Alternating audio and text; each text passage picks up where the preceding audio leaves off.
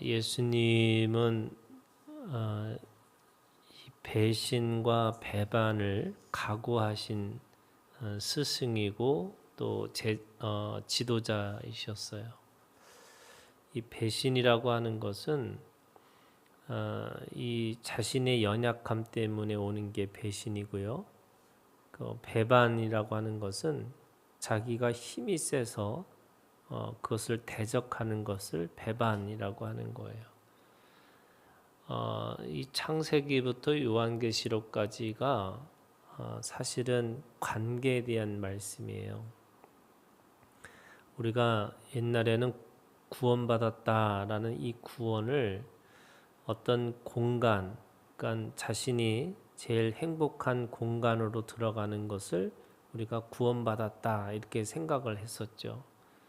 그런데 그런 파라다이스라고 하는 이 낙원이라고 하는 곳이 어떤 곳이냐? 사실은 성경 전체를 보면 하나님과 우리의 관계, 그리고 나와 다른 사람의 관계.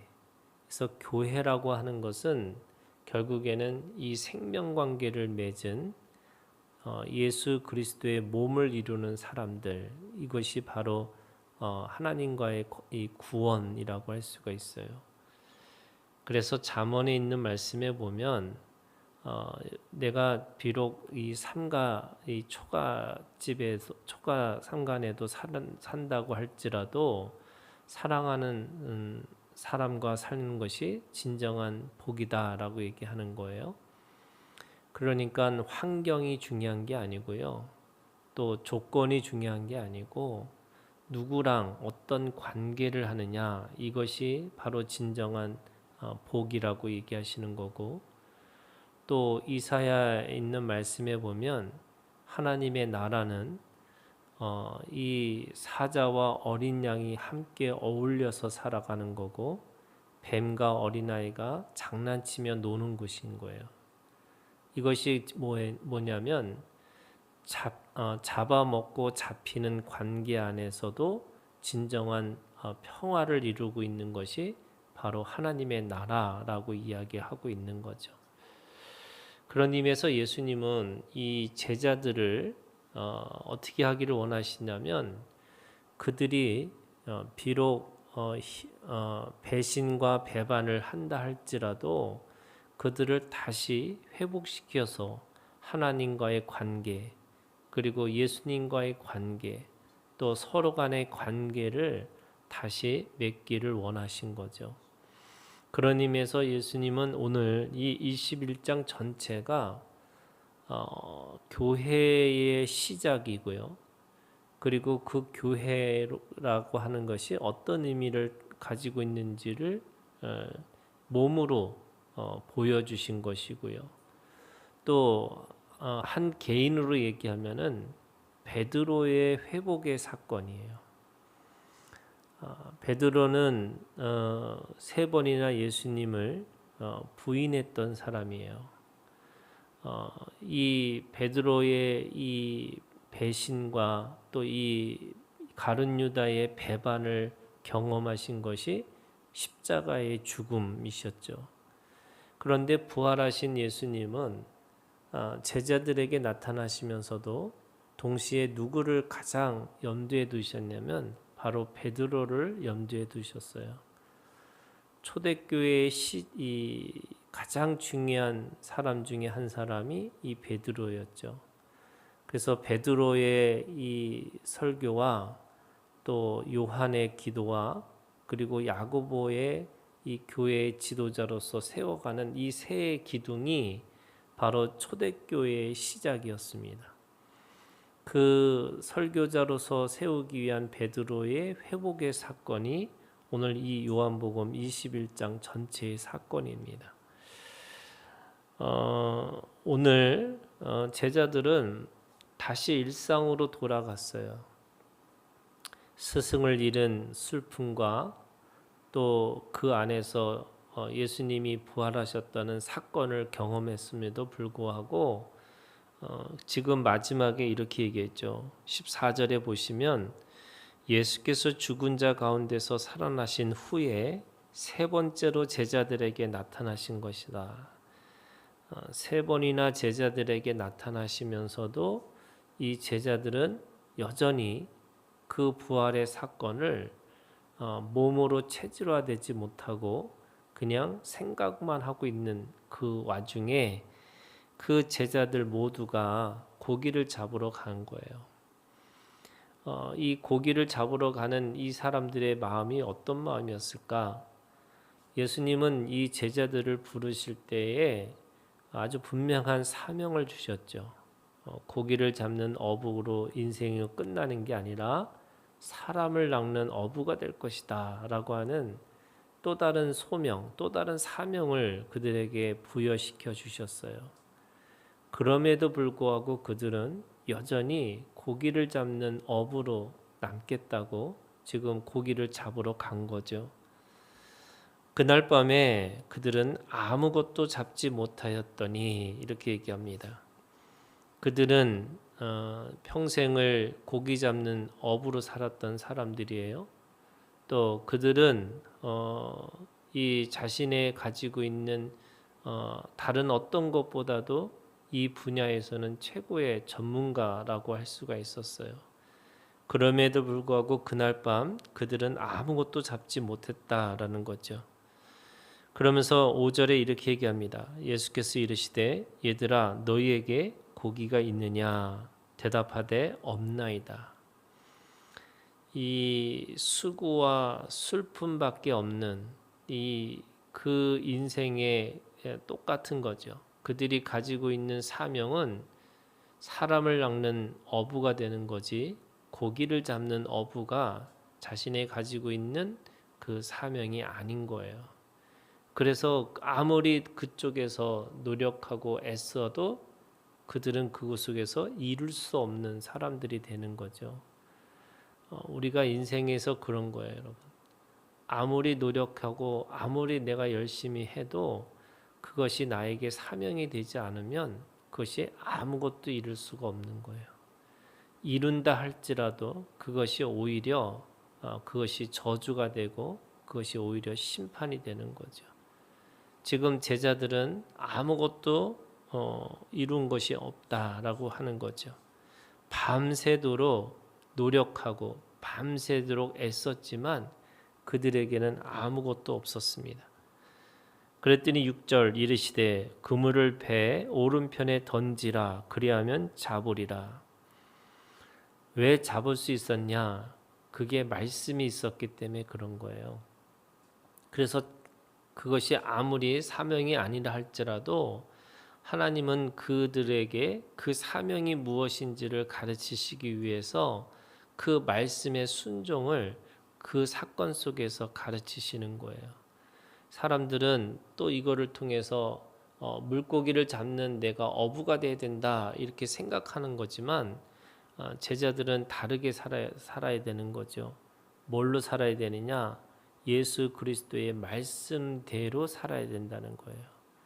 그래서 그들이 그 오른편에 던지라 그리하면 잡으리라 하시니 이에 던졌더니 물고기가 많아 그물을 들 수 없더라. 지금 말씀대로 그것을 성취하는 것을 보고 그들에게 뭐 하기를 원하시냐면 돌아오기를 원하시는 거죠. 주님은 분명하게 그들에게 말씀하셨어요. 사람을 낚는 어부가 되게 하신다고. 그것이 말씀이었어요. 그런데 그들은 여전히 먹고 사는 문제, 내가 물고기를 잡아야 되는구나 라고 그 일상으로 돌아가는 그들에게 그 하나님의 말씀을 기억나게 하시는 거죠. 예수께서 사랑하는 그 제자가 베드로에게 이르되 주님이시라 하니 시몬 베드로가 벗고 있다가 주님이라 하는 말을 듣고 겉옷을 두른 후에 바다로 뛰어내리더라. 베드로는 예수님을 위해서 자신이 기꺼이 죽겠다고 했지만 그 여종과 그 사람들에 의해서 3번이나 부인했던 사람이에요. 너무나 처참하고 너무나 비겁한 자신의 자신의 모습을 깨달으면서 그렇게 통곡을 했던 베드로입니다. 그런데 주님을 만났더니 이제는 바닷속으로 뛰어 들어갔다 이렇게 얘기를 해요. 그러고 나서 그 물고기를 든 그물을 끌고 와서 육지에 올라보니 숯불이 있는데 그 위에 생선을 놓였고 떡도 있더라. 주님은 지금 베드로에게 그것을 통해서 뭐 하기를 원하시냐면 이것이 진정한 성만찬이죠. 하나님과 교제하기를 원하시는 거예요. 특별히 어떤 교제를 원하시냐? 이 식사 교제를 원하시는 거예요. 여러분, 유대인들에게는 먹는 일이 그렇게 쉬운 일이 아닌 거예요. 그 먹는 것조차도 굉장히 가리는 것뿐만 아니라 누구랑 먹느냐가 굉장히 중요해요. 그리고 그들은 그 식사 공동체가 그냥 단순한 공동체가 아니라 그것이 진정한 생명 공동체라고 할 수 있어요. 그래서 초대교회에서는요, 가장 중요한 것 중에 하나가 우리는 그걸 성만찬이라고 그랬지만 그 당시에는 그걸 애찬이라고 했어요.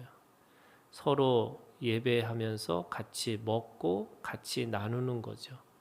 그것이 하나의 문화고 그들에게 있어서는 굉장히 중요한 건데 왜 그런 일이 있었냐? 바로 이 예수님이 그 베드로를 다시 회복시켜주는 사건 속에서 이 성만찬의 사건이 있는 거고 또 죽기 전에 이미 피와 이 살을 먹는 포도주와 떡을 먹는 그 성만찬이 있었던 것이고 그래서 초대교회는 그 부활하신 예수님을 기억하는 일이 뭐냐면 함께 이 애찬을 나누는 것이 바로 우리가 진정한 하나님의 관계, 생명관계라는 것을 보여주는 것이죠. 그러면서 시몬 베드로가 올라가서 그물을 육지에 끌어올리니 가득히 찬 큰 물고기가 153마리가 이같이 많으나 그물이 찢어지 아니하였더라. 이 153마리라고 하는 이것은 하나의 상징이에요. 그 상징이라는 게 뭐냐면 이스라엘 사람들에게는 숫자가 단순한 숫자가 아니라 어떤 의미를 담고 있어요. 그래서 그 의미라는 게 예를 들면 마태복음 1장에 14대 14대 14대로 나눈 이유가 이 14라는 뜻이 다윗이라는 뜻의 의미가 있어요. 똑같이 이 153이라고 하는 의미는 바로 이 하나님의 아들들이라고 하는 의미의 그 의미가 153이 있어요. 그러니까 이 물고기지만 하나님의 말씀을 따라서 사람을 낚는 어부가 되라라고 하는 하나의 상징과 같은 거죠. 그러면서 예수께서 이르시되 와서 조반을 먹으라 하시니 제자들이 주님이신 줄 아는 고로 당신이 누구냐 감히 묻는 자가 없더라. 예수께서 가셔서 떡을 가져다가 그들에게 주시고 생선도 그와 같이 하시니라.